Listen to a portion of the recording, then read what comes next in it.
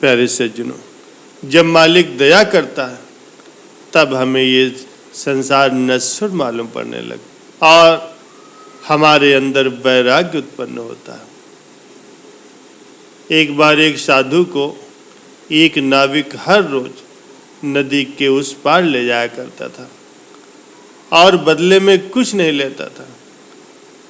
वैसे भी साधु के पास पैसा कहाँ था। नाविक सरल था, पढ़ा लिखा तो बिल्कुल नहीं था, पर समझ की कोई कमी नहीं थी। साधु रास्ते में उससे ज्ञान की बातें कहते, कभी भगवान को सर्वव्यापक बतलाते और कभी अर्थ सहित श्रीमद् भागवत गीता के श्लोक सुनाते। वो नाविक बड़े ध्यान से सुना करता था और संत जी की बात को हृदय में बिठा लेता। एक दिन उस पार उतरने पर साधु उस नाविक को लेकर के अपने साथ कुटिया में गया और बोला, वत्स, मैं पहले व्यापारी था, धन तो बहुत कमाया, पर अपने परिवार को आपदा से नहीं बचा पाया। अब ये धन मेरे किसी काम का नहीं, तुम इसे ले लो, तुम्हारा जीवन संवर जाएगा, तुम्हारे परिवार का भला हो जाएगा। मैं एक सुपात्र की तलाश कर रहा था और वो सुपात्र मुझे तुम मिल गए हो। उस नाविक ने कहा, नहीं बाबा जी, मैं ये धन नहीं ले सकता। मुफ्त का धन घर में आते ही सबके आचरण बिगाड़ देगा, कोई मेहनत नहीं करेगा, आलसी जीवन लोभ लालच और पाप को बढ़ाएगा। आप ही ने मुझे ईश्वर के बारे में बताया, मुझे तो आजकल लहरों में भी ईश्वर नजर आता है। जब मैं उसकी नज़र में ही हूँ तो फिर मैं ईश्वर पर अविश्वास क्यों करूँ।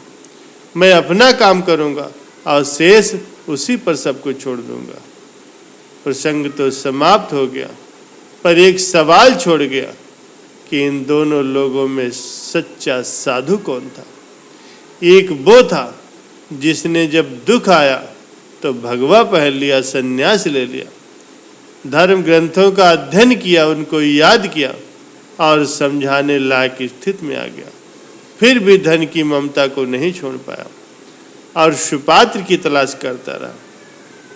और दूसरी तरफ वो निर्धन नाविक सुबह खा लिया तो शाम का बता नहीं, फिर भी पराये धन के प्रति उसकी कोई ललक नहीं है।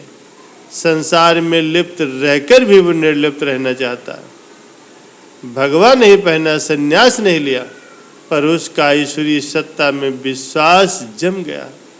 श्रीमद् भागवत गीता के श्लोक को न केवल समझा उसने, बल्कि उन्हें व्यवहारिक जीवन में कैसे उतारना है ये भी सीख गया और पल भर में धन के मोह को उसने ठुकरा दिया। प्यारे सज्जनों, जरा विचार कीजिए, सच्चा वैरागी कौन है। संसार को छोड़ करके संत बन जाना, संन्यास लेना तो बड़ा आसान है, लेकिन अपने आप को छोड़ना बहुत कठिन है। एक राजा था, उसने परमात्मा को खोजना चाहा। वो किसी आश्रम में गया। उस आश्रम के प्रधान साधु ने कहा कि जो कुछ तुम्हारे पास है उसे छोड़ दो, परमात्मा को पाना तो बहुत सरल है। राजा ने भी यही किया, उसने राज छोड़ दिया, अपनी सारी संपत्ति गरीबों में बांट दी। वो बिल्कुल भिखारी बन गया। लेकिन साधु ने उसे देखते ही कहा, अरे तुम तो अभी भी अपने साथ बहुत कुछ लाए हो। राजा की समझ में कुछ नहीं आया, पर वो बोला नहीं। साधु ने आश्रम के कूड़े करकट को फेंकने का काम उस राजा को सौंप दिया। आश्रम वासियों को ये निर्णय बहुत ही कठोर लगा, लेकिन साधु ने कहा, सत्य को पाने के लिए राजा अभी तैयार नहीं है और इसका तैयार होना तो बहुत ही जरूरी है। कुछ दिन और बीते। आश्रम वासियों ने साधु से कहा, अब वो राजा को उस कठोर काम से छुट्टी देने के लिए उसकी परीक्षा ले लें। साधु बोला, अच्छा। अगले दिन राजा उस कचरे की टोकरी को सिर पर लेकर के आश्रम से बाहर उस कूड़े को फेंकने जा ही रहा था कि एक आदमी रास्ते में उससे टकरा गया। राजा बोला, आज से कुछ दिन पहले तुम इतने अंधे नहीं थे।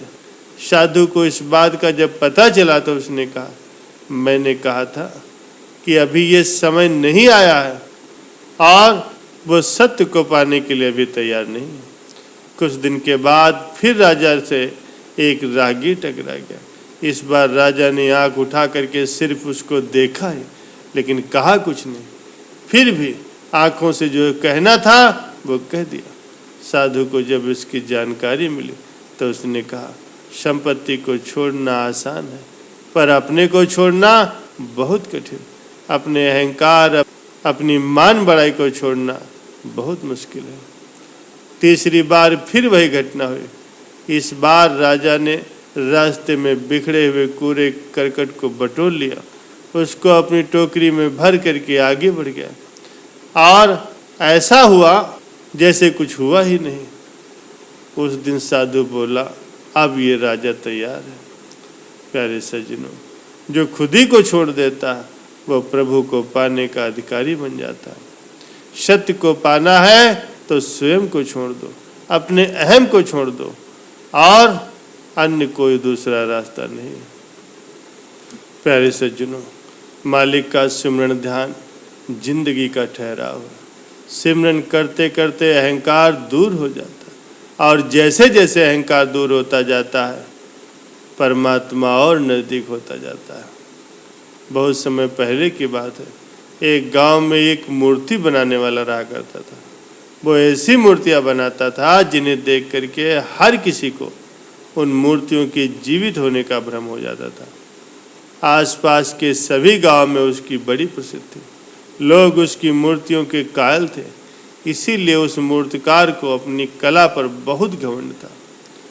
जीवन के सफर में एक वक्त ऐसा भी आया जब उसे लगने लगा कि अब उसकी मृत्यु होने वाली। वो ज़्यादा समय तक जीवित नहीं रह पाएगा। उसे जब ये लगा कि उसकी मृत्यु जल्दी होने वाली है तो वो परेशानी में पड़ गया। यमदूतों को भ्रमित करने के लिए उसने एक योजना बनाई। उसने हूबहू अपने जैसी 10 मूर्तियां बनाई और खुद उन मूर्तियों के बीच में जाकर के बैठ गया। यमदूत जब उसे लेने आए तो एक जैसी 11 आकृतियों को देख करके वो दंग रह गए। वे पहचान नहीं पा रहे थे कि उन मूर्तियों में से असली मनुष्य कौन है। वो सोचने लगे कि अब क्या किया जाए। अगर मूर्तिकार के प्राण नहीं ले सके तो फिर सृष्टि का नियम टूट जाएगा। आज सत्य परखने के लिए मूर्तियों को अगर तोड़ा गया तो कला का अपमान हो जाएगा। अचानक एक यमदूत को मानव स्वभाव के सबसे बड़े दुर्गुण अहंकार को परखने का विचार आया। उसने मूर्तियों को देखते हुए कहा, कितनी सुंदर मूर्तियां बनी हैं, लेकिन मूर्तियों में एक त्रुटि है। काश मूर्ति बनाने वाला मेरे सामने होता तो मैं उसे बता देता कि मूर्तियों में क्या गलती है। ये सुनकर के मूर्तिकार का अहंकार जाग उठा। उसने सोचा कि मैंने अपना पूरा जीवन मूर्तियां बनाने में ही समर्पित कर दिया, तो भला मेरी मूर्तियों में क्या गलती हो सकती है। वो बोल उठा, कैसी त्रुटि है। झट से यमदूत ने उसे पकड़ लिया और कहा, बस यही गलती तो अपने अहंकार की वजह से कर बैठे, क्योंकि बेजान मूर्तियां बोला नहीं करती। प्यारे सज्जनों, इतिहास गवाह है, अहंकार ने हमेशा ही इंसान को परेशानी दी है और दुख के सिवाय कुछ नहीं दिया।